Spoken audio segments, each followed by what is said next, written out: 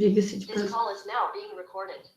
Bom dia, pessoal. Hoje é dia 10/7. Estamos começando a nossa aula de História com o pessoal do terceiro ano, ainda dentro da República Oligárquica, mais conhecida como República Velha, transitando entre a aula 17 e a aula 18, tá bom? Bom, pessoal, tem uma tropa puxando aí a chamadinha, né?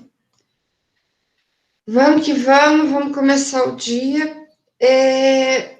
Antes de eu expor o slide, eu quero fazer uma revisão rápida com vocês. Ok? Dentro da revisão, vocês vão olhar que eu saí da apostila 4 e já estou migrando para a apostila 5, né? Eu já estou dentro da apostila 5 no finalzinho da aula 18, e ali eu fui colocando alguns eventos, dentro do governo dos presidentes que eu estou abordando, eu já coloco o ponto de vista econômico, o ponto de vista político e algumas revoltas sociais, né? Dentro das revoltas sociais que nós falamos que cai muito, nós já chegamos a ver a revolta da vacina, né? Que é uma questão que envolve a questão medicamentosa, a questão da despreparo da equipe do Oswaldo Cruz em comunicar à população como era o processo da vacinação e a população desinformada, mas essa rebelião, essa revolta que houve dentro do Rio de Janeiro da população, ela representa algo a mais, que era o descontentamento com as condições sociais do Brasil naquela época, principalmente de caráter econômico, onde o Rodrigues Alves, que era o presidente, e o Pereira Passos, que era o prefeito, tentam fazer um projeto de reurbanização do Rio de Janeiro, tentando implementar aquela Belle Époque, aquele processo de modernização, de infraestrutura urbana semelhante a Paris, mas ao mesmo tempo prejudica, né? Acaba dando uma inflação, um prejuízo muito econômico para a população de baixa renda, que elas são expulsas do centro da cidade, onde tinham um aluguel mais em conta, e são obrigadas a migrar para a área de periferia, e literalmente aqui periferia com os dois sentidos, à margem do centro e ao mesmo tempo com falta de infraestrutura, né? Tanto é que a gente fala que aparecem as primeiras favelas, lembraram disso? E aí, dentro do conceito das primeiras favelas, o uso da madeira para construir as casas, que muita gente foi soldado lá no início da República para conter uma outra revolta, que é a revolta de Canudos, e eles conheceram aquela madeira e vieram para cá. Dentro da revolta da vacina, também expôs um problema de calamidade pública, que era a questão da febre amarela e da varíola, que estava tendo uma infestação no Rio de Janeiro, e esse processo todo engloba. Chegamos a falar de Canudos, que foi o movimento messiânico. Alguém me dá uma posição que eu não lembro se eu cheguei a falar de Canudos. Sim? Beleza, Ana?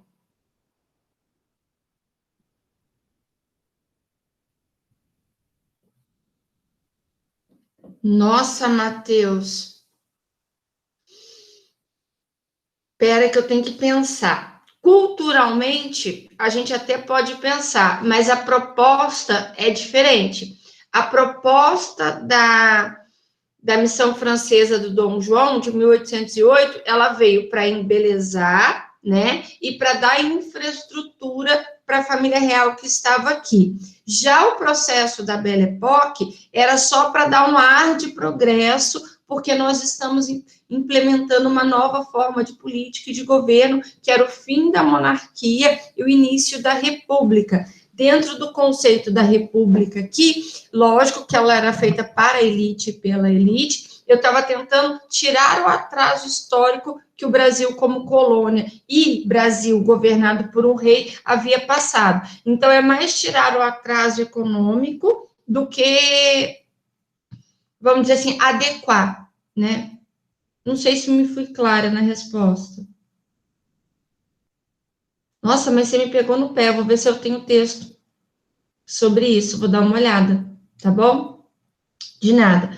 Bom, Falamos de Canudos, né, que é um movimento do interior, não é uma revolta urbana, né, porque a gente divide as revoltas sociais em movimentos urbanos, como a revolta da vacina, e que nós vamos ver hoje, que é o da chibata, mas é greve de 17 também, e movimentos sociais rurais. O primeiro rural que nós vimos foi Canudos, por uma questão da concentração fundiária numa área da Bahia, uma área muito seca, e ali aparece um líder religioso com características messiânicas, mas que ele era contra a proposta da República e a favor da implementação, retorno, retomada da monarquia, mas ao mesmo tempo questionava a autoridade dos coronéis locais e o próprio papel da igreja, porque o Estado havia ficado laico, então ele vai questionando isso, e a miséria, a pobreza ali, e o controle coercitivo e coercitivo dos coronéis faz com que muita gente migre para esse arraial que tinha uma proposta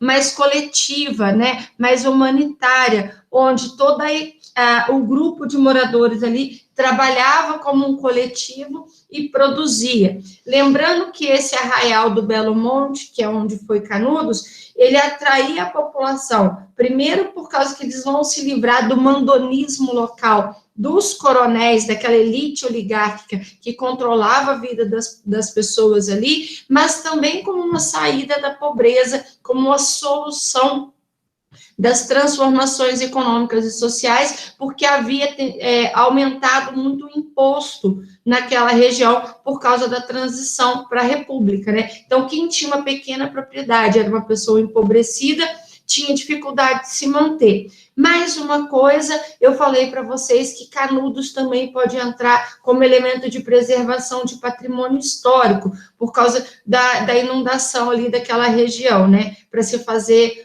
um açude, uma represa e um pouco da memória. Falamos que Canudos resistiu aos primeiros ataques militares por causa do preparo do conhecimento local, e o nosso exército não estava bem preparado e equipado para enfrentar a situação do Agreste, e por último, a quarta batalha, que é o uso do canhão e da metralhadora, que vai conter essa revolta. Também dissemos que Canudos aparece muito nos textos, entre jornal, revista e o próprio livro Sertões, do Euclides da Cunha. Parei por aqui, pessoal, ou eu fui um pouco mais? Vou compartilhar o meu slide e aí vocês me orientam, tá bom? Então, a gente está olhando que essa república, como a gente havia conversado durante as aulas, nós percebemos que ela, apesar de ser da oligarquia, né, o controle político, como nós conversamos, ela fica na mão de um grupo pequeno de grandes proprietários rurais, com aquela situação. Sim, tá. Isso, na campanha civilista, Pedro, vou chegar lá. Peraí, legalista. Tá, já vou. E aí nós vimos que essa república, apesar dela ser feita por uma parcela da elite, pela política, há algumas tentativas de resistência, né? Tá bom, já vou lá para o Hermes, pessoal, e para o Rui Barbosa. Ah, tem a venda do Acre, pessoal. Não se esqueça, né, do governo do Rodrigues Alves, que quem vai fazer a mediação. Não estou compartilhando tela? Estou sim, né? Tá. Tem o Tratado de Petrópolis na compra do Acre. Não se esqueçam, tá? Por favor.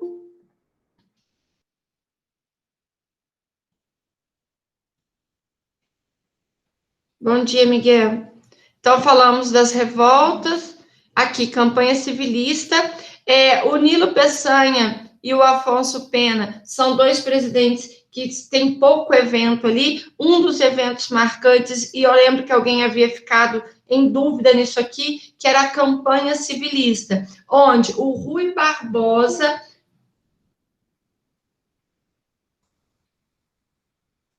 Só para lembrar vocês, tá, pessoal?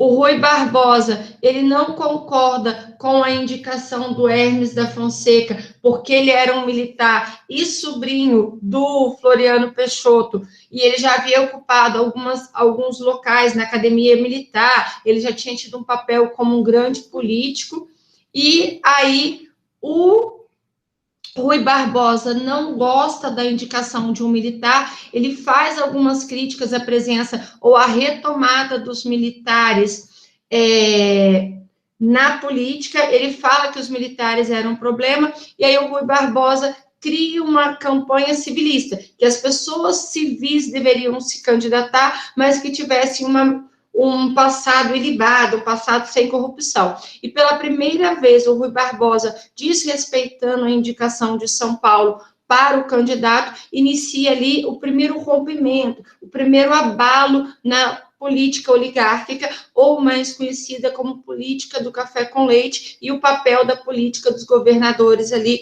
começa a sofrer um abalo, tá? Lembrando que o Rui Barbosa vai de local em local fazendo a campanha, e o Hermes da Fonseca, apesar de tudo, ele ganha por causa que a República ainda era fraudulenta, né? Então, ainda havia ali o voto de cabresto, a comissão verificadora, havia uma série de fraudes, e o Hermes da Fonseca acaba vencendo. E aí a gente vai entrar no governo dele, ok? Aqui tem um exercício, eu queria que vocês vissem muito mais a proposta e retomassem dessa campanha civilista, que é não aceitar a participação de um militar, não aceitar a indicação do Hermes da Fonseca, e quem lidera é o Rui Barbosa. Como alguém bem comentou na aula passada, foi aquele cara que vai organizar a política do encilhamento, tá bom?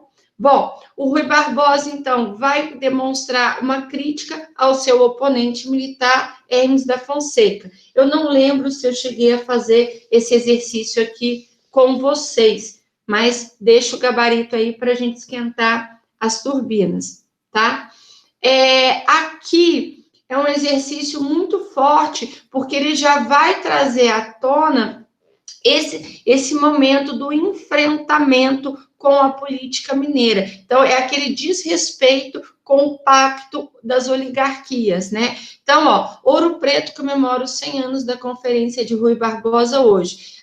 Hoje, dia 19, às 20 horas, completam os 100 anos da Conferência de Rui Barbosa no Teatro Municipal de Ouro Preto, como candidato à presidência do Brasil, para evocar a mensagem de Rui Barbosa, na qual se profetizou o destino de Ouro Preto como monumento cultural do Brasil e do mundo. Serão representados no mesmo palco histórico trechos do pronunciamento. Então, está falando aqui do papel político do Rui Barbosa, e ele, como político paulista, indo até Minas Gerais questionar, e, ao mesmo tempo, falando aí do papel histórico, cultural de Ouro Preto. Lembra que eu te disse que pode vir questão de patrimônio? Eu não sei se vocês sabem, mas Ouro Preto é uma cidade considerada patrimônio histórico, né? Pela primeira vez na história de seu pacto, São Paulo e Minas divergem em relação à escolha do candidato presidencial. Gente, eu estou construindo aqui com vocês, porque na semana que vem a gente vai quebrar essa política com a Revolução de 30, tá? Então, por isso que eu estou deixando essa base aqui para hoje.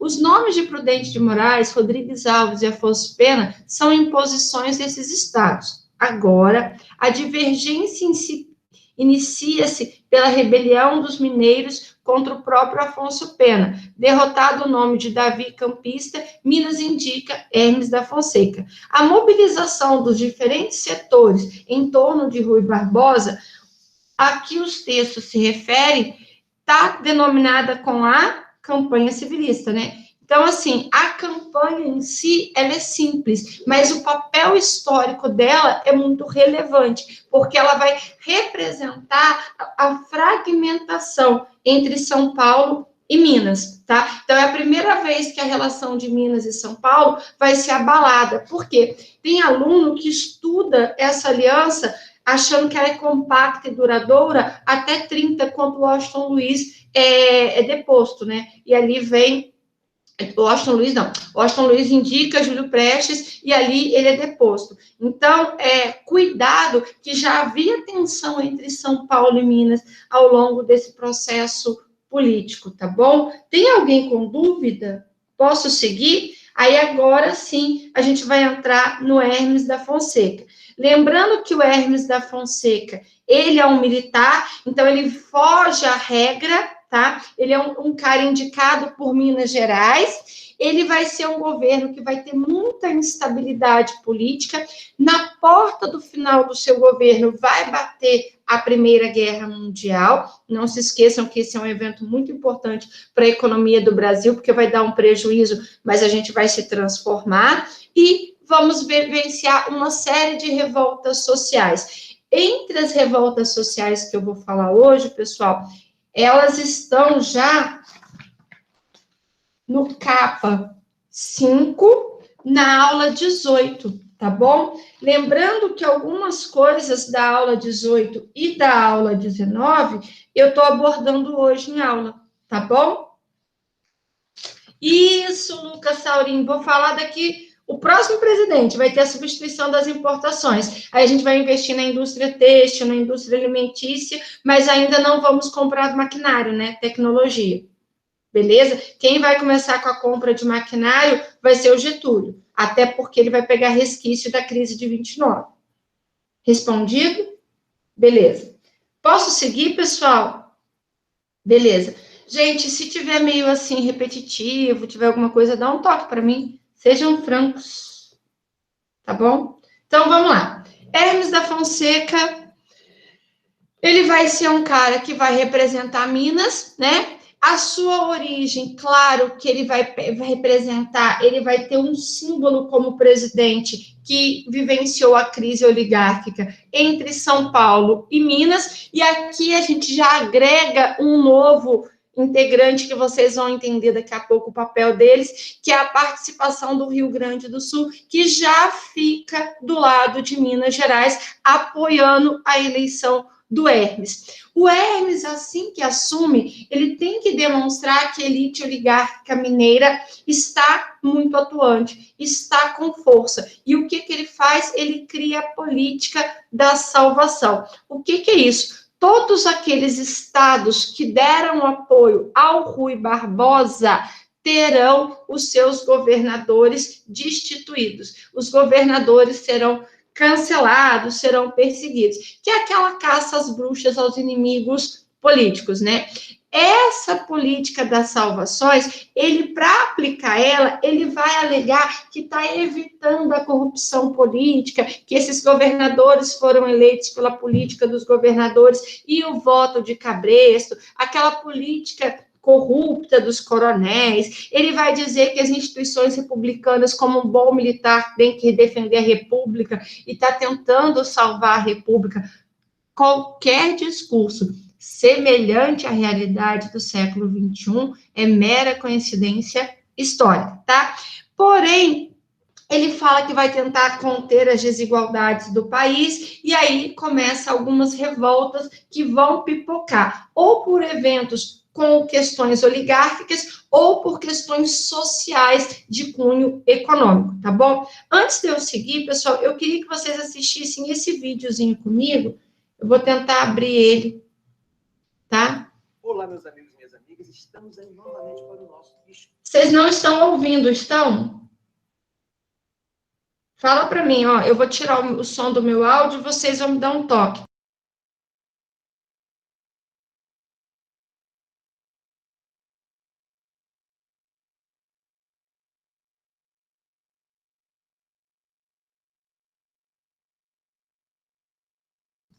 Pessoal, só um pouquinho que eu vou mexer na configuração da apresentação. Faz uma anotação, eu não sei se a aula passada eu já cheguei a enviar esse link para vocês. Aproveita esse instante, tá, gente? Eu não estou abusando, não. São 3 minutinhos que vai ser muito claro para vocês. Rapidinho, tá? 1914.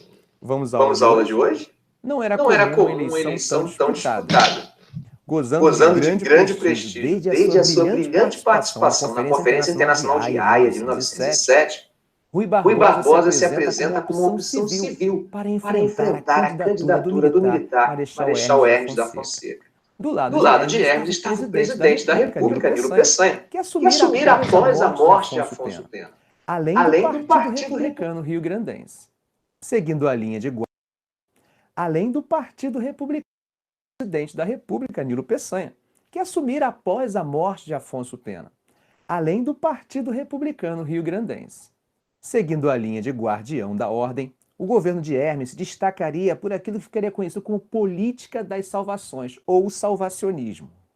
Tal política foi marcada por intervenções nos estados, cujo objetivo era renovar a política brasileira, que estava dominada por setores oligárquicos. A política de intervenções chega a tal ponto que, em 1912, a cidade de Salvador acaba sendo bombardeada sob ordem do coronel Sotero de Menezes. Isso acaba desencadeando uma crise no governo de Hermes. Ainda como marcas da instabilidade do governo do Marechal Hermes, o exército brasileiro é derrotado seguidas vezes em sua tentativa de sufocar um levante de fanáticos religiosos liderados por uma menina de 15 anos. Era a Guerra do Contestado, conflito em que pela primeira vez foi usado aviões de reconhecimento em combate. Nesse mesmo conflito morreu o nosso primeiro piloto militar. Ainda no governo de Hermes, podemos citar a sedição de Juazeiro, cidade considerada santa pelos fiéis da região. Grupos de fiéis e cangaceiros, liderados pelo padre Cícero Romão da Silva, resistiram à invasão da cidade por tropas oficiais. O confronto tinha como pano de fundo o fervor religioso, mas na verdade se caracterizava realmente por disputas políticas entre coronéis da região. Como vocês puderam perceber, a instabilidade foi a marca no governo de Marechal Hermes.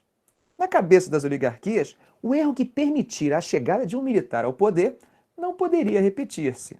Foi nesse contexto que, em 1913, representantes de São Paulo e Minas Gerais firmaram o Pacto de Ouro Fino. Por meio desse pacto, se viabilizaria efetivamente aquilo que ficou conhecido como política do café com leite.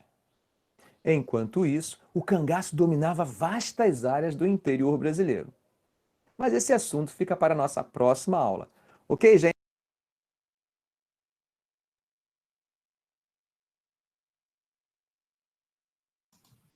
Voltou, pessoal? Acho que sim, né? Acho que eu estou na área. Bom, então, assim, essa campanha, ela vai ter uma proposta de caça às bruxas, né? Eu vou pegar os inimigos do Hermes e vou destituí-los do poder. Para quê? Para demonstrar a força do grupo oligárquico que o elegeu. E aqueles estados que não o apoiaram serão retalhados. Vocês estão vendo que a política que aquele toma lá da cá é só para os meus amigos, para os meus aliados políticos, né? Para aqueles grupos que fazem uma coligação comigo. Isso vai durar, gente, ao longo da história da República como um todo, inclusive a que a gente está vivenciando agora, né? Vocês veem notícia aí que está tendo uma fragmentação, uma aproximação com o Centrão, que está tendo distribuição de cargos, de projetos políticos, por questões de interesse político. Gente, isso não é próprio e apenas exclusivo do governo do Bolsonaro, tá? Essa troca de favores e essa punição e essa perseguição aos inimigos políticos, ela acontece ao longo da República como um todo, beleza? Posso seguir? Tem alguém com alguma dúvida, pessoal? Não? Beleza, vou voltar para a apresentação, tá bom? Gente, vocês estão na sala?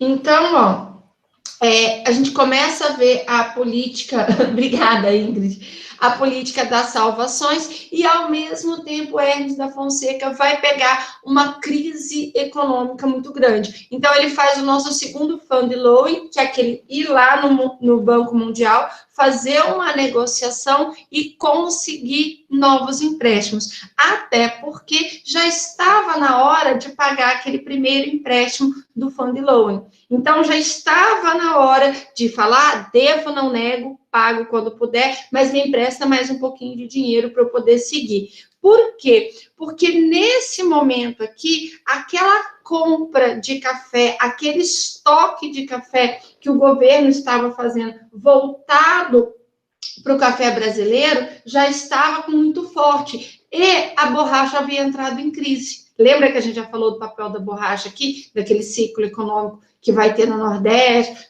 não, no Norte do Brasil, na região amazônica, que vai até construir o Teatro Amazonas lá, aquela coisa toda, né? Então, nós estamos aqui, pego um dinheiro, negocio a dívida inteira, dou de novo algo de garantia. O problema é que agora não dá mais para dar a garantia dos portos brasileiros, né? Da alfândega. Então, ele vai fornecendo agora títulos de dívida pública do Brasil para poder pagar, beleza?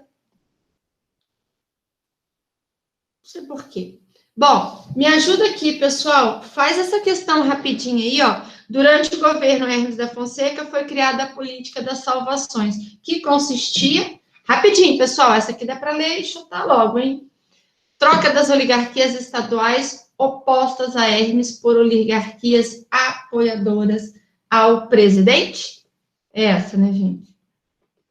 O povo, tá? É só para vocês revisitarem o conceito, beleza? Vou seguir, tá bom? Bom, agora sim, o Hermes da Fonseca, a gente vai entrar nos movimentos sociais pesados, né? Entre os movimentos sociais, como eu havia falado no começo da aula, não sei se a galera já estava atenta, nós temos duas categorias, os urbanos e os rurais, tá? Mas todos eles têm a ver com a população de baixa renda, questionando ou argumentando alguma coisa na infraestrutura de convívio, ou econômico ou social, dentro desse processo aqui dessa nova República do Brasil. A primeira revolta que eu vou destacar do governo do Hermes... Sim, volto sim, Lucas. Claro. Aqui? Opa, peraí, foi mal. Aqui, né? A instabilidade aqui, ô Lucas, se você que estiver anotando, tem a ver com a quebra da política, tá? Aqui? Beleza.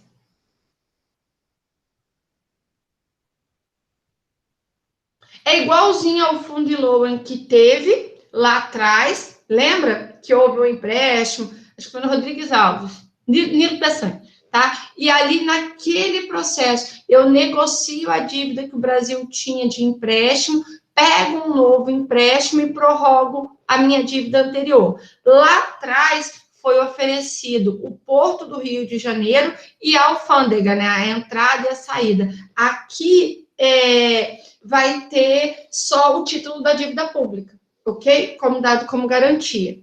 Beleza? Tá.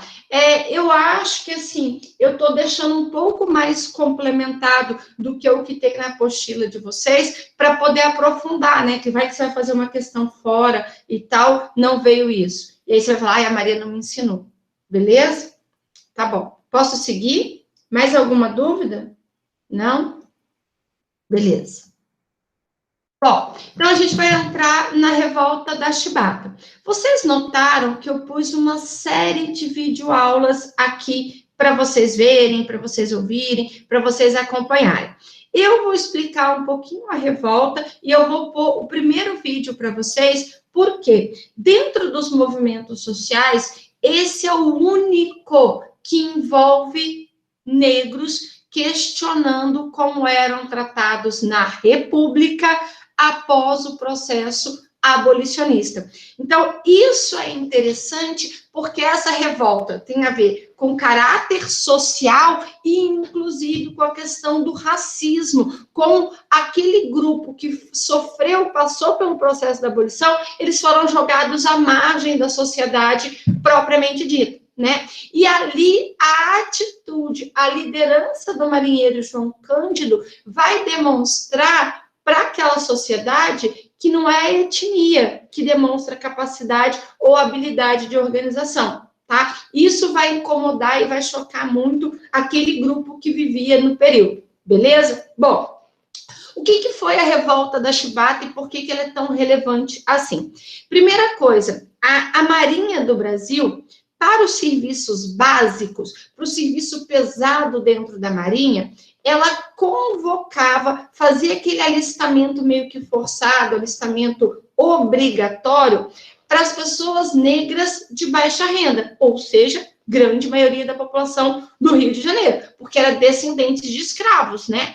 Então, nessa população que ocupavam o baixo oficialato ou os cargos de baixa patente dentro da Marinha, ainda havia como forma de disciplina, como código de conduta dentro da Marinha, o hábito de chicotear as pessoas. Gente, chicotear é elemento de castigo escravista, é elemento lá daquele passado histórico, que é tudo bem que tem pouco tempo que a abolição veio, mas era a parte mais humilhante, mais degradante ali do processo escravista, né? Você demonstrava a diferencial étnico aqui. Lembrando que o Brasil ainda está naquele processo do embranquecimento, ainda está entrando muito imigrante europeu aqui. Então, o negro é a margem da sociedade, o negro ainda é visto como inferior. E aí, o que vai acontecer? Esses negros que são o baixo oficialato da Marinha Brasileira,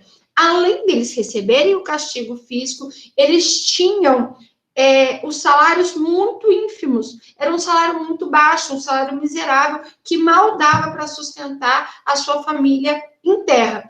Para piorar, a Marinha Brasileira havia comprado 3 navios modernos. E esses navios modernos que foram comprados, que são os tais encouraçados, que é a mesma história do encouraçado Potemkin, lá da Rússia, esses navios modernos, para serem manobrados e manipulados, precisava que os marujos, a baixa oficialidade, aprendesse a administrar e a lidar com esses navios. O que vai acontecer? Um grupo de oficiais negros são enviados para a Europa para aprender a manusear esses navios. Chegando lá, eles começam a perceber a desigualdade no tratamento. Não havia violência, havia respeito, não havia discriminação, a jornada de trabalho era diferenciada, havia-se um pagamento, um soldo numa cota de bebida.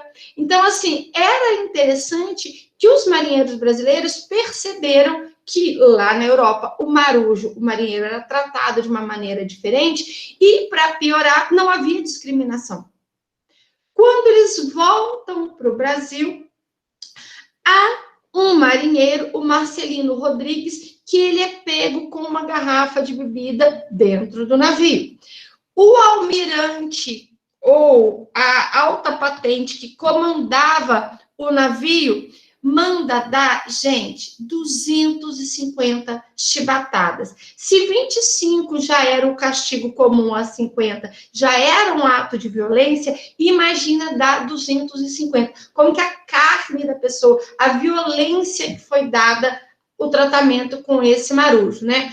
E esse tratamento vai desencadear essa revolta, conhecida como revolta da Chibata. O que era essa revolta? Os marinheiros, os marujos de baixo patente, liderado por um chamado João Cândido, vão pedir o fim dos castigos corporais, o fim da desigualdade, do preconceito ao lidar com a baixa patente e também pedir a anistia desses revoltosos. A gente já vai falar como que foi essa anistia.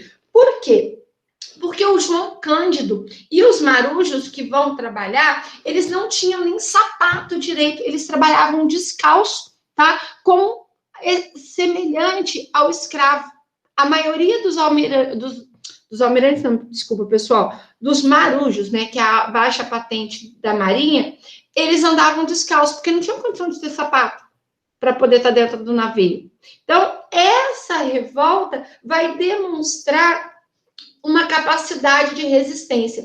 E o João Cândido, que era esse marujo, que foi para a Europa para aprender a manusear esses encouraçados, ele domina um dos encouraçados e aponta os canhões para a sede do Palácio da Guanabara. Gente, a sede do Palácio da Guanabara é a sede do Palácio do Presidente.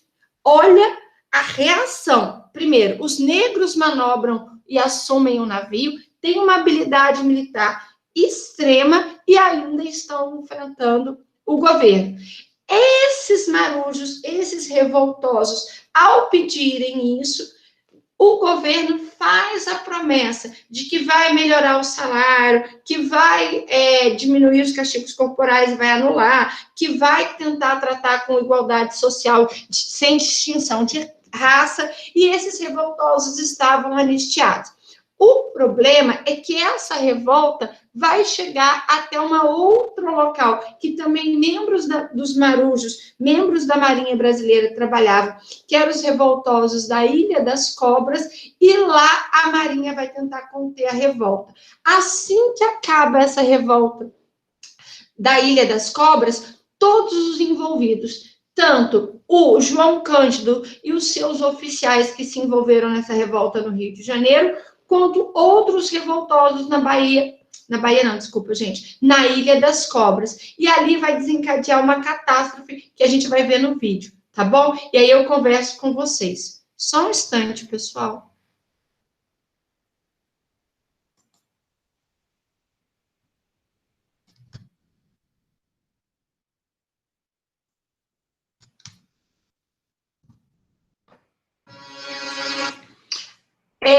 Quando a gente fala sobre o incidente da revolta da Chibata, tem uma música que é o Almirante Negro, que é do Mestre dos Mares, que está na sua apostila 5, na página 262. Ela é muito importante que você passe o olho na letra dessa música, que ela cai muitas vezes em prova, tá? É aquele elemento cultural, é aquele a mais que você tem que ter para poder conseguir fazer uma prova bem elaborada. Fica de olho nisso. Enquanto você vai vendo o vídeo, depois procura a letra da música, tá? E ali a letra da música, ela esclarece muita coisa.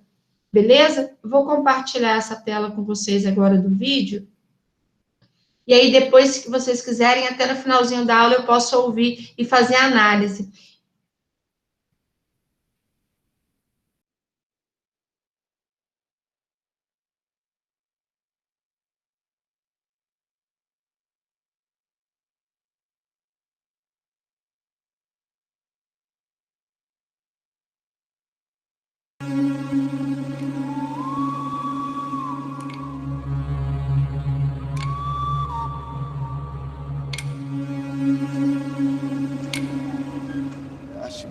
Os castigos corporais ocorriam desde o século XIX. 70% a 80% desses marinheiros eram de homens negros. O João Cândido era um homem do seu tempo. Um homem de 30 anos, no Rio de Janeiro, né, que tinha acabado de ter uma república. Em 1910, o negro sabia que quem espera não alcança. E aí, Marujada? Quem é o maior almirante do Brasil? João Cândido do Brasil! O almirante negro resolveu se revoltar e abolir a chibata no Brasil, onde já se viu. Ele amava a marinha, amava o mar. Ele já tinha 15 anos de marinha. Então ele já tinha uma experiência muito mais larga que os garotos que tinham 2 anos, 3 anos, 5 anos de marinha. O cara tinha 15 anos já de marinha. A liderança dele é incontestável. Ele tinha um conhecimento, né, tecnológico no meio da marinha. Então ele não era um homem qualquer, né? O problema é que durante muito tempo ele incomodou muito, porque era esse líder e era um homem negro. A revolta, ela ocorreu no dia 22 de novembro de 1910, às 10 horas da noite. O comandante do navio, Batista das Neves, ao chegar ao convés, começou a escutar os gritos de abaixo a chibata, viva a liberdade. O seu oficial puxou arma e espada para lutar contra os marinheiros e acabou rendido, e na batalha ele foi assassinado. E a partir daí eles começaram a lançar tiros contra a cidade. Faça fogo! Faça fogo! Corre pra cá, as pessoas fugindo para Tijuca, que era um lugar mais distante. Então as balas de canhão não poderiam chegar a alcançar o bairro da Tijuca. Pessoas fugindo para Petrópolis, né? Fuga, desespero na cidade do Rio de Janeiro. Estava sendo inaugurado o Porto do Rio de Janeiro. As obras da Avenida Central atual Rio Branco tinham sido inauguradas, né? Já era um sucesso entre as classes mais altas e poderosas da cidade do Rio de Janeiro. Quando todo mundo pensava que as coisas estavam maravilhosas, elas não estavam. Boa noite, senhor presidente. Muito obrigado por nos receber.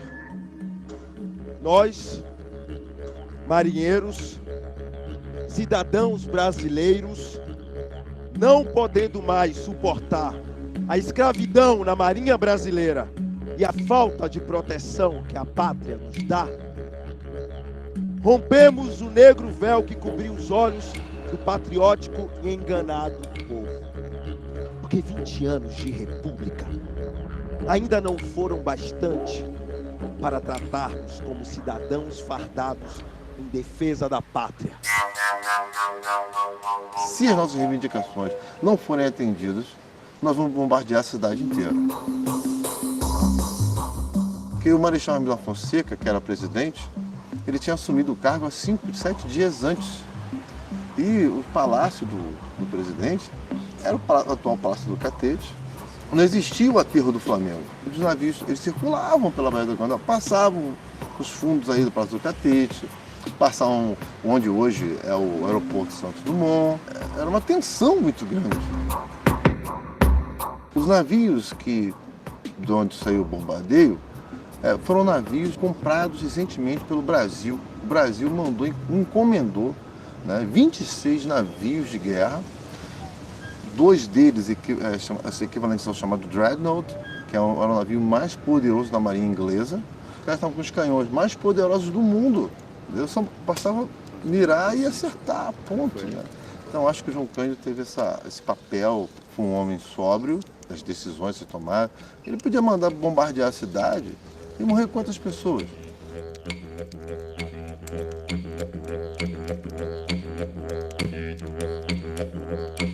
Hermes da Fonseca se viu obrigado a anistiar esses marinheiros.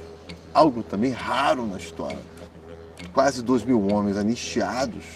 Isso foi algo que realmente irritou muito, né, a boa parte da classe política brasileira na época, e a elite também. Essa revolta é nossa! Geral, tá todo mundo anistiado. Todo mundo anistiado. Chibata agora é coisa do passado. Uma festa no dia 26 de novembro, que todos eles foram anistiados, então vaza, os jornalistas vão dos convés de navios e conversam com eles. Tem várias fotos de época nesse dia, que foi um dia glorioso para eles. O navio é entregue, limpo, organizado. Mas no dia seguinte, a anistia, os oficiais voltaram. No outro dia, eles começam a expulsar marinheiros. A tensão começa. Então, o pessoal de terra que estava na Ilha das Cobras mandava bilhetes para João Cândido e tal, para Francisco de Martins, perguntando: revolta continua? Revolta continua? E eles não deram resposta. Aí a coisa estourou, independente, lá na Ilha das Cobras. Então eles pegaram todo mundo, então encheram os batalhões do exército, prisões da marinha, e aí começou as torturas. Um dos lances mais difíceis foi o do João Cândido, que ele foi preso com mais 17 homens, numa cela colonial. Dá para 3, 4 homens, botaram 18 homens lá dentro. E aí os caras jogavam cal diluído em água, 16 deles morreram asfixiados nessa noite.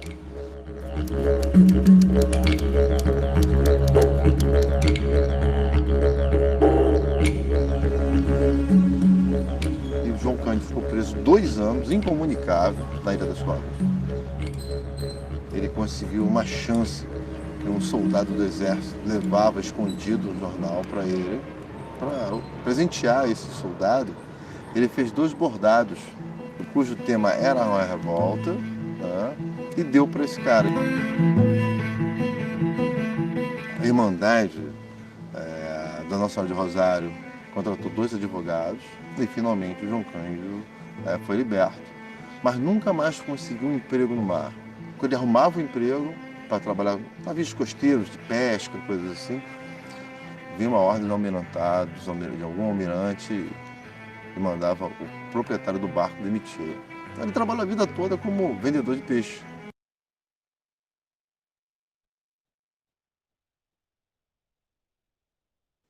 Consegue entender a grandiosidade da revolta em si?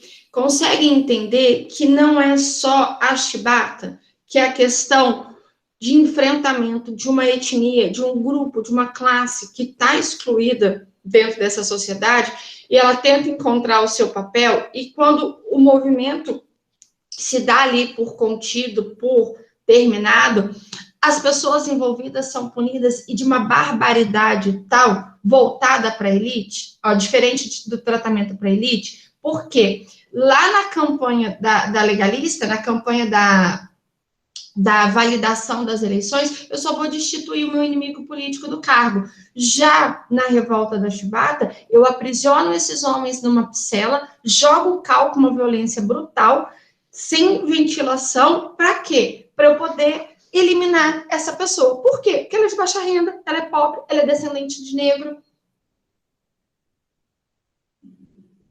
Ô, Ana, a segunda revolta vai ser essa da Ilha das Cobras, ok? A gente vai ver outras revoltas que vão borbulhar aqui pelo país no mesmo momento, tá? A segunda revolta é a da Ilha das Cobras, que os marinheiros ainda estão começando a buscar seus direitos, né? Então, quando acaba a primeira fase da revolta da chibata, no outro dia, quando eles voltam para trabalhar, eles começam a ser perseguidos, né? Os marinheiros começam a ser demitidos, começa a voltar a crítica, e aí inicia a rebelião na Ilha das Cobras. Essa rebelião da Ilha das Cobras que gera esse número de pessoas presas na própria ilha, e ali jogam o cal naquelas pessoas, e poucos sobrevivem. Um dos exemplos das pessoas que sobrevivem no contexto da revolta da chibata é o próprio João Cândido, mas ele sofreu um afastamento de 2 anos preso, até que a Irmandade...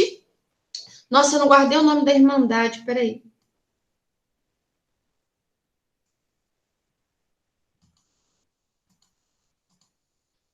A Irmandade Nossa Senhora do Rosário, que é uma irmandade de negros, criado lá em Minas Gerais, na época da escravidão do ouro, que conseguem pagar um advogado para libertar o João Cândido, mas mesmo assim ele é perseguido pro resto da vida, tá? Nos vídeos que eu coloquei para vocês, vai ter um depoimento do João Cândido falando sobre essa decepção dele, dessa angústia, do próprio amor à Marinha e a decepção dele perceber que ele era maltratado por ser negro. Tudo bem? Gente, essa revolta... Eu não digo para o Enem, né? Porque o Enem tem uma perspectiva com um pouco de viés ideológico dentro desse nosso governo, essa inconstância que a gente está passando na política recentemente. Mas para a Unesp e Unicamp, gente, tá? Ela é interessante. Fica de olho. Beleza? Posso seguir? Tem alguma dúvida a mais? Gente, eu de coração, eu aconselho a vocês assistirem os outros vídeos que estão linkados no slide, tá bom? Faz isso para você ter um aprofundamento, para ter um outro ponto de vista desse conteúdo, tá bom? Alguém quer abrir o áudio ou fazer alguma pergunta no chat, enquanto eu vou compartilhando tela? Não? Beleza.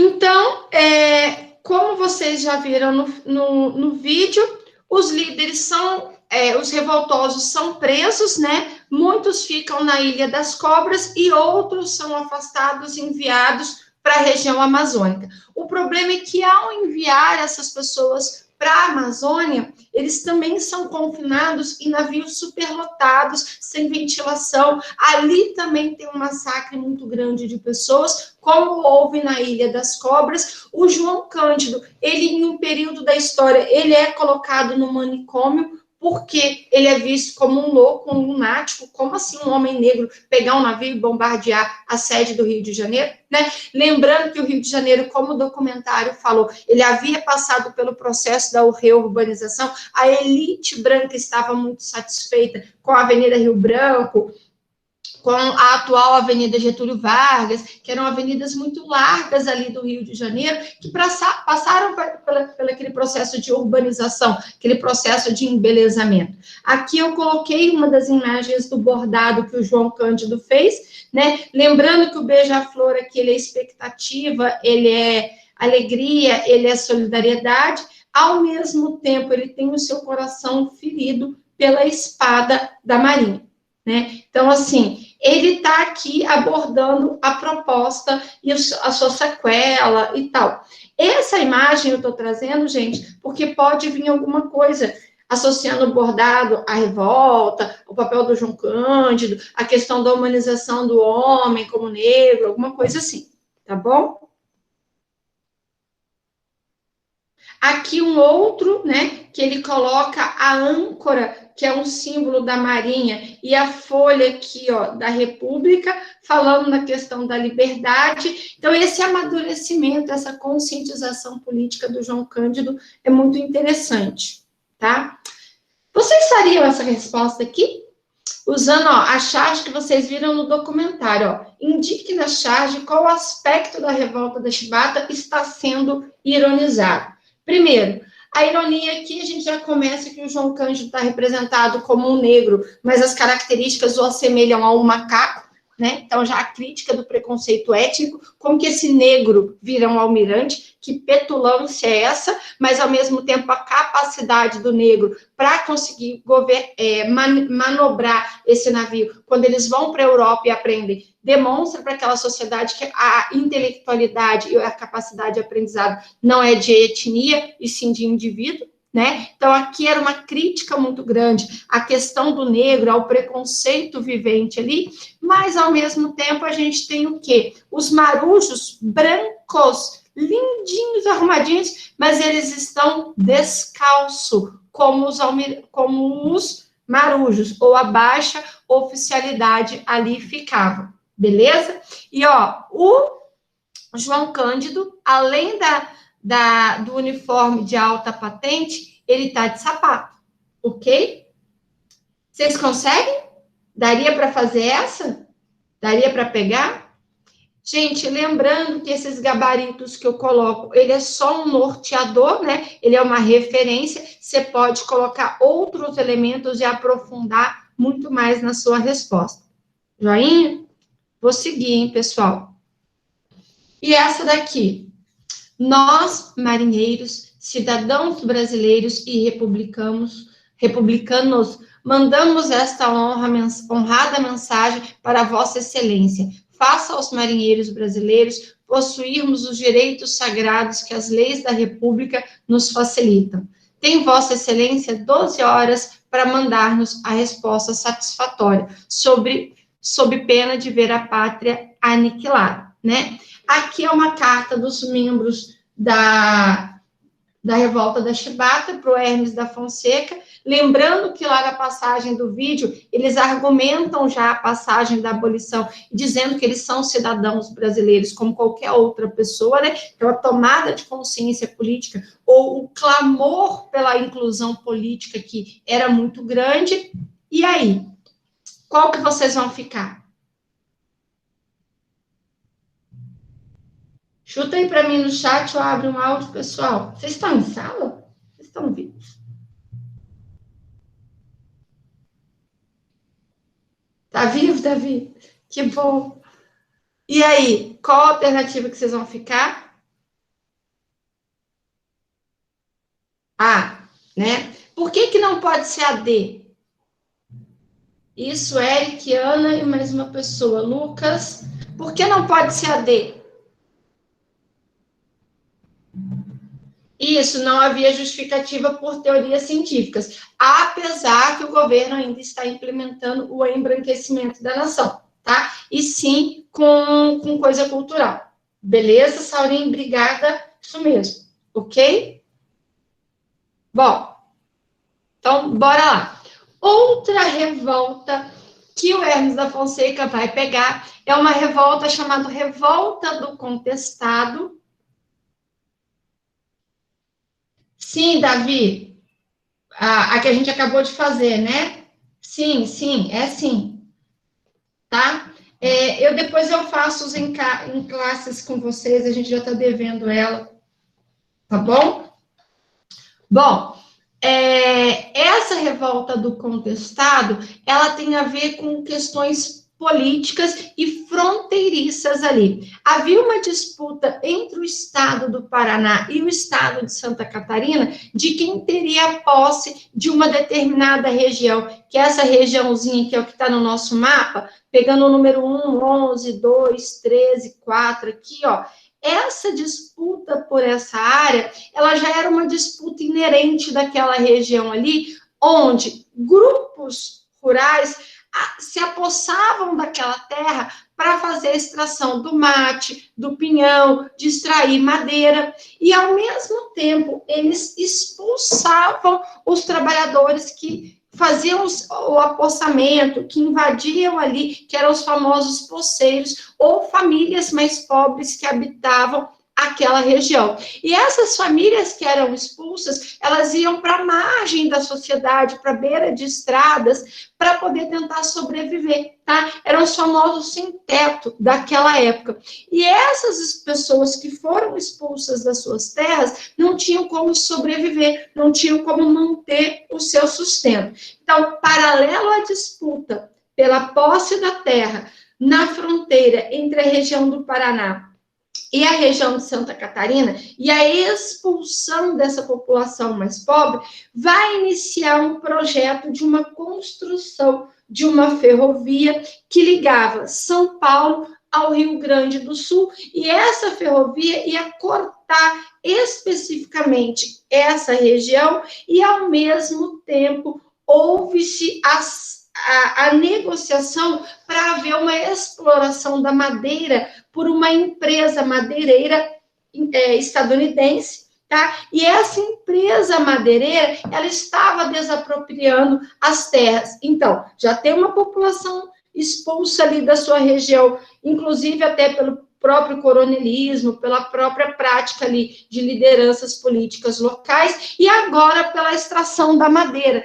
Então, a população que vivia do extrativismo, principalmente do pinhão, de cortar algumas madeiras e tentar vender na cidade, agora elas estão desempregadas, sem as suas terras e enfrentando ali uma desapropriação do solo. Então, as famílias estavam muito miseráveis, estavam com uma fome muito grande nessa situação, e aí aparece esse milagreiro, o João Maria de Deus, né, ou José Maria, e ele começa a pregar com caráteres messiânicos, com caráter sagrado, como houve lá em Canudos também. Então, essa revolta aqui é uma revolta rural, vamos dizer assim, e ele começa a dizer que nós temos que invadir essas terras, temos que quebrar o maquinário dessa madeireira estadunidense que está explorando toda essa localidade ali, e ali eles montam um assentamento e iniciam um processo de resistência ao governo federal. Por quê? O governo federal vai enviar algumas tropas para lutar ali naquela região, mas o governo, como houve em Canudos, os nossos soldados não estavam preparados para enfrentar o combate local ali.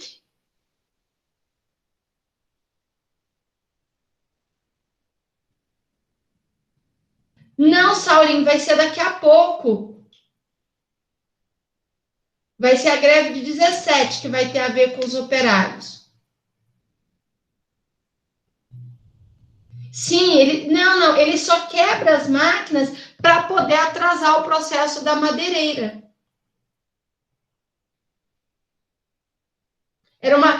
a madeireira ali, ela é vista como uma inimiga. Então, eles vão destruindo as maquinários para a madeireira parar de trabalhar, para eles terem o seu sustento do extrativismo.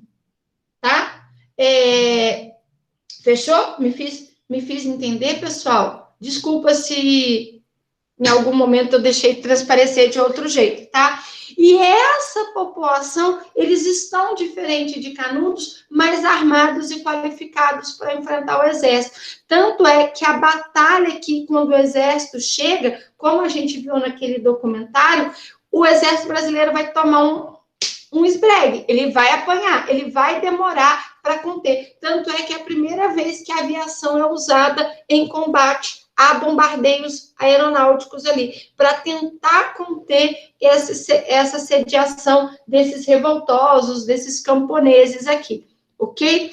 Essa participação vai ser contida através do uso da violência, através de canhões de novo, a infantaria que entra com muita violência e aquela população local é dissipada, muitos são presos, o José Maria mesmo, a prisão dele é meio violenta e tal, ali crianças são envolvidas, e por que o professor fala que quem começa o movimento messiânico é uma menina? É ela que procura o monge e ela que vai unificando as famílias para poder seguir o José Maria. Tá? Então, é por isso que tem o papel dessa menina. Eu não lembro o nome dela aqui, mas se vocês quiserem, eu pesquiso e coloco, tá? Junto com a nossa aula.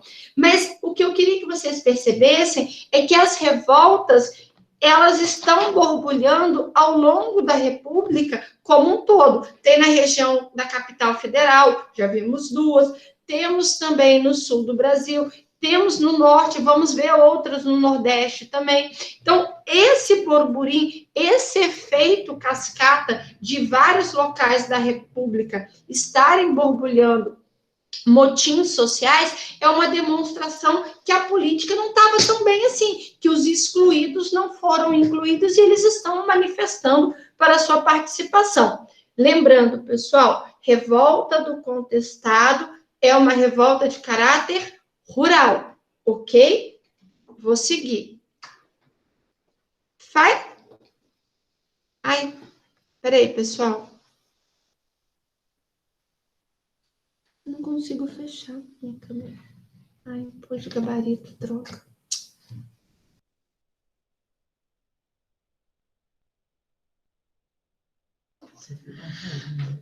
Ele veio ver vocês, como sempre, gente.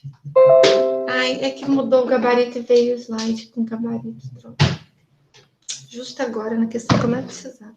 Bom, vamos lá. Pessoal, esse tipo de questão aqui é um verdadeiro ou falso um pouco diferenciado, que é aquela que a gente coloca a somatória das alternativas corretas, mas, ao mesmo tempo, eu queria analisar com vocês algumas propostas dentro dessa questão, beleza? Então, em 1912, a região que fica entre os estados do Paraná e de Santa Catarina foi ocupada por membros de um movimento religioso semelhante ao de Antônio Conselheiro. Qual a semelhança aqui? Caráter rural, tá? E também de contestação e também de caráter messiânico, né? Fanatismo religioso. Também aqui, os fiéis acreditavam ser aquele o grupo da salvação. Todos os que não participaram do movimento não alcançariam o perdão divino. O fanatismo religioso presente na Guerra do Contestado demonstra o atraso econômico e o interesse político pela região da fronteira entre os dois estados que naquela época. Esse fanatismo também movimentou, naquele período, a revolta da Chibata no Rio de Janeiro? Não, a revolta da Chibata não tem a ver com caráter messiânico e nem tampouco com fanatismo, né? Então, cuidado com isso. A Guerra do Contestado foi um movimento iniciado por agricultores, poceiros da região, que lutavam pela regulamentação da sua terra. Sim, alguns vão lutar pelo direito da posse da terra, tá? Então, vocês vão ver que essa daqui está correta. A Guerra do Contestado foi um movimento de autonomista do sul do Brasil, Não, o sul do Brasil, eles não estão querendo se fragmentar ou romper com o poder federal, com o governo federal, tá? Então, a gente não pode ficar com essa 4 por causa disso. No contestado, coronéis locais que haviam perdido as suas terras devido à instalação das indústrias e da extração de madeira, apoiaram o movimento e foram contra a repressão. Sim, há uma participação de uma elite local ali, porque eles se sentiram prejudicados, e era isso que eu queria que vocês vissem, que apesar que alguns tomaram a posse, né, tomaram a terra das famílias mais pobres, há aqui uma participação da elite, principalmente no papel quando as terras são vendidas para essa indústria inglesa, para essa extração de madeira. Então, fica de olho que também a elite vai ser envolvida nesse movimento. Era a questão que eu mais precisava que vocês ficassem de olho nesse contexto, tá? A semelhança que ocorrera na Guerra de Canudos de Contestado foi marcado pelo caráter messiânico. Sim, né? E aí eu queria que vocês vissem, antes da gente fazer a questão de múltipla escolha, que normalmente essas questões de caráter de revoltas sociais da Primeira República, às vezes elas não vêm sozinhas no exercício. Então, você precisa compreender o contexto externo, tá? Você precisa comparar uma revolta com a outra. Pegue esse hábito, por favor, pessoal. Aqui, uma questão para você identificar os fatores geradores da Guerra do Contestado, e aqui, que é a principal que me interessa mais, é você relacionar os contextos da República, o processo do coronelismo e o fanatismo religioso. Se eu fosse vocês, hoje, depois da aula, eu sei que é sexta-feira, que vocês estão meio lotados de coisa, mas pelo menos essa aqui, eu gostaria que vocês tentassem fazer ela de novo, tá? Eu gostaria que vocês tentassem aplicar esse exercício aqui, beleza? Então, aqui tem um gabarito, e aí a gente pode vir para a sedição de Juazeiro, para a revolta dos jagunços, para a revolta liderada pelo padre Cícero, e aqui, diferente, olha só, diferente de Canudos e diferente do Contestado, essa revolta, ela é uma revolta que, ora, ela tende para o caráter messiânico.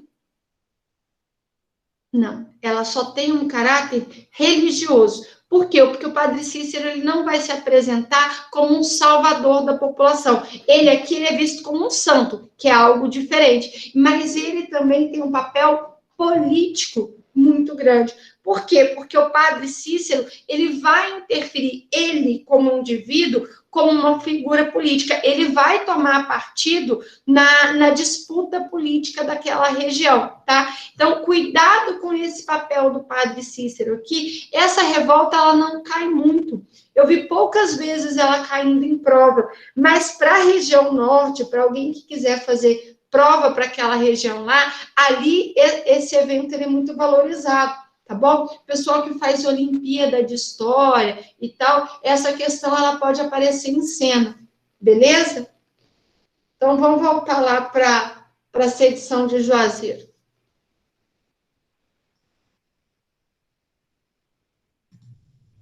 Bom, no interior da região central ali, do Nordeste, né, especificamente no Ceará, aparece a figura do padre Cícero. Quem nunca ouviu falar, esse senhorzinho que era um padre, que ele era tido como um milagreiro, como um homem santo, porque as suas rezas acabavam curando muitas pessoas, muita gente achava que ele ajudava a encontrar água, que ele era visto como uma referência religiosa naquela região, mas também, e é o que eu preciso que vocês entendam, ele era um líder político. Por o seu caráter milagreiro, pelo seu caráter santo, o que ele opinava e determinava na política naquela região, a população que o seguia, que eram os seus discípulos religiosos ali, acabavam fazendo.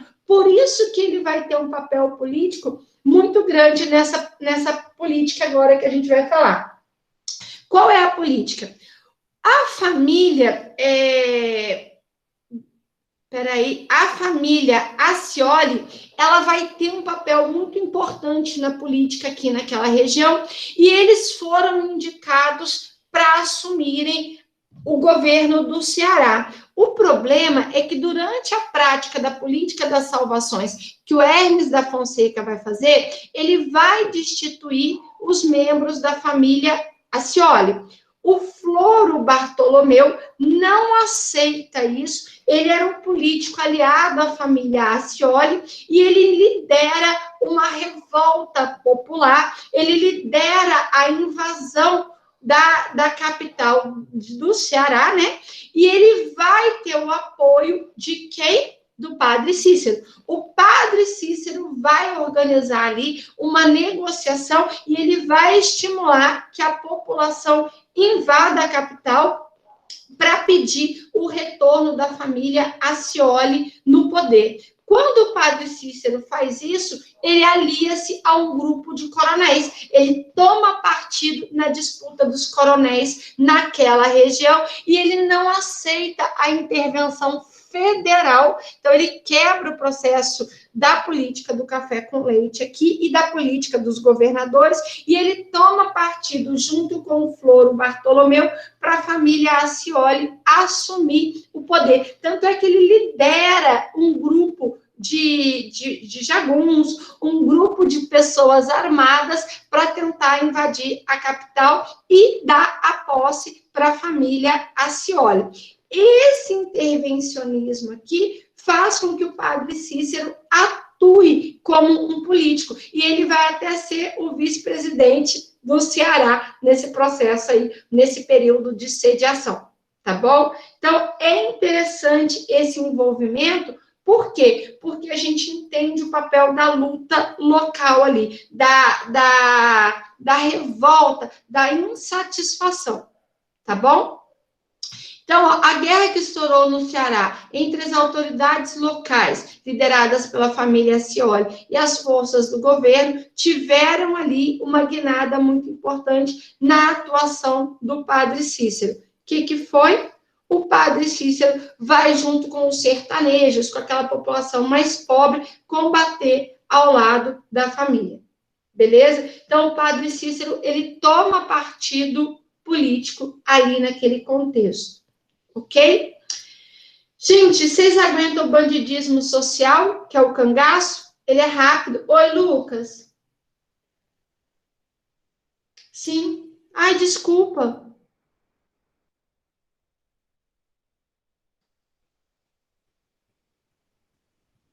Sim, o jagunço, o Lucas, aqui, é a galera que anda armada e que vai fazer valer a lei a base da arma, que é o que a gente vai falar agora, quando a gente falar do cangaço. O jagunço é aquele homem que está no sertão e ele se arma para lutar a favor ou de uma família ou de outra. Era aquelas milícias contratadas pelos coronéis ali do Nordeste, ok? E aí o padre Cícero fica do lado de um grupo de jagunços. Isso que é o mais engraçado. Fechou? Beleza. Posso ir? Tá bom. Bom, o bandidismo social, ou cangaço, né, como ele é chamado em algumas regiões, ele é uma atitude meio contraditória, tá? Por quê? Muita gente acha que o cangaço e esse bandidismo social, ele só acontece durante a existência do Lampião. Mas a presença dos jagunços, dos cangaceiros, dessa milícia armada, ela já existia durante o início da Primeira República e durante o Segundo Reinado.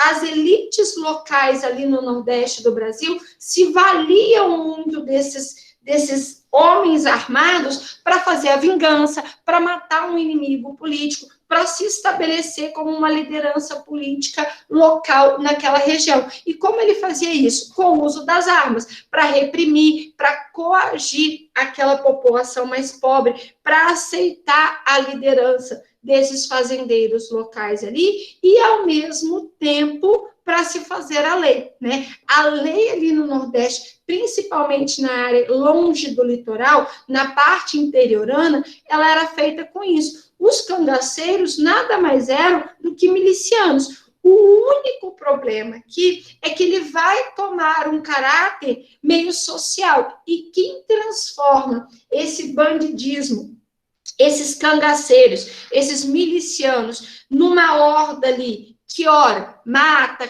assalta cidades, saqueia cidades inteiras e pilham, mas, ao mesmo tempo, ele vai fazer justiça por aquelas pessoas mais pobres, é o Lampião. Aí, sim, a parte de fazer valer a justiça, de proteger algumas pessoas nesses locais mais afastados, onde valia a lei dos coronéis, isso sim é implementado durante a presença do Lampião, tá?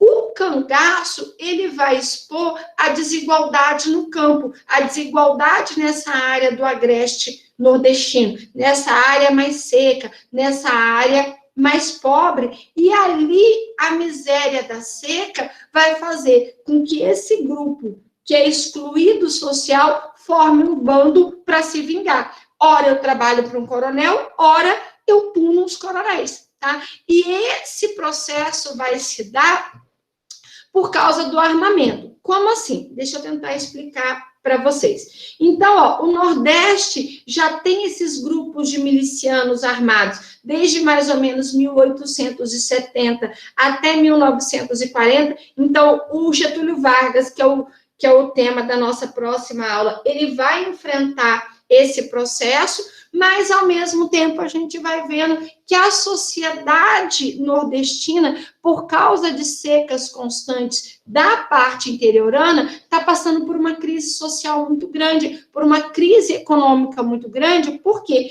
Porque esses coronéis estão agindo com muita violência e tratando muito mal a população pobre, e essa população está muito empobrecida em decorrência da seca, que está muito grave nessa década, tá? Então, na década de 10 ali, até mais ou menos 14, o agreste nordestino está passando por uma seca violenta. Então, está tendo muita gente pobre, está tendo muita gente que está sendo muito explorada por esses coronéis e acabam vivendo à margem da sociedade.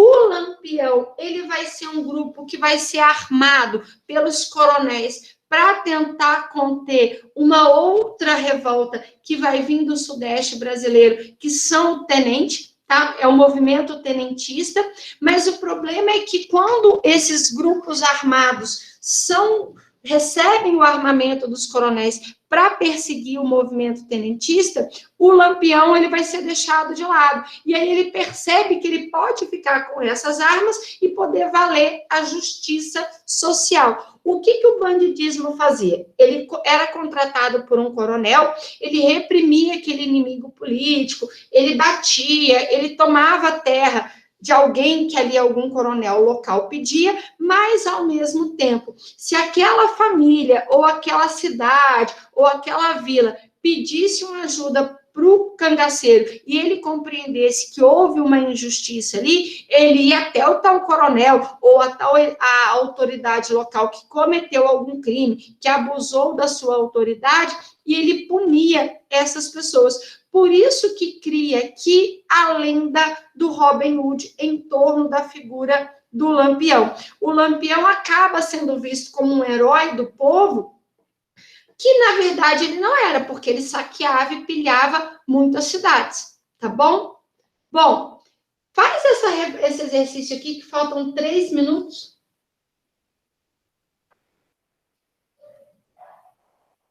Onde está avanço do capitalismo? Ah, esse capitalismo aqui é o questionamento que vai ter junto com o coronelismo, não, desculpa, gente, com o movimento tenentista, que vai ver que as elites do Sudeste tinham mais poder econômico que a elite do Nordeste agrícola, tá? O Nordeste, como está com muita seca, não está tendo muito lucro. Já a região Sudeste, que está passando pelo processo da substituição das importações, que a gente vai falar na outra aula, está tendo um avanço econômico. Então, assim, Sudeste e Sul, crescimento econômico, Nordeste com crise. Ok? Beleza. Posso seguir? Tem 2 minutos, pessoal. Ó, aqui, de novo, ele vai te comparar ali, ele vai pedir o processo, você consegue identificar pelo texto, na hora que ele fala Robin Hood ali, doação de questões para pobre, para as questões da população mais humilhada, mais excluída socialmente, mas olha, ele coloca todas as revoltas desse período. Tá? Então, se você tiver um pouco desatento, você pode marcar uma outra revolta. A questão em si, ela vai pelo lado do bandidismo social aqui, o enunciado do texto e tal. Mas o que eu quero que você fique atento são nas opções. É claro que é cangaço. Tá óbvio agora, porque você acabou de ter o assunto. Mas lá na hora que junta uma série de fatores, você vai ter que saber identificar. Lembrando que o bandidismo social ela é uma manifestação de revolta rural, ok? Então, a gente vai ficar com a letra B, meio óbvio aqui, né? Posso tentar fazer essa última aqui? Instaurada na República no Brasil, no final do século XIX, provocou insatisfação popular que deu origem a diversos movimentos sociais e políticos religiosos e militares. A gente já viu isso. São exemplos da realidade rural no Brasil. Quais revoltas, pessoal? Contestado, cangaço e canudos. Fechou? O cangaço representou uma manifestação popular favorecida basicamente pela seguinte característica da conjuntura social e política da época. Hierarquia derivada da concentração fundiária, tá? Da concentração de terras. Pessoal, no laço, tá? 9h30.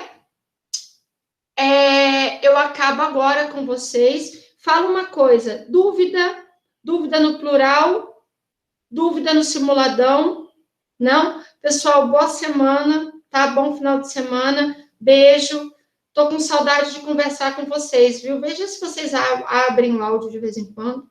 Tchau, meus amores. Vou parar a gravação, pessoal, porque eu tenho pressa que hoje eu vou para os meninos do 2º ano.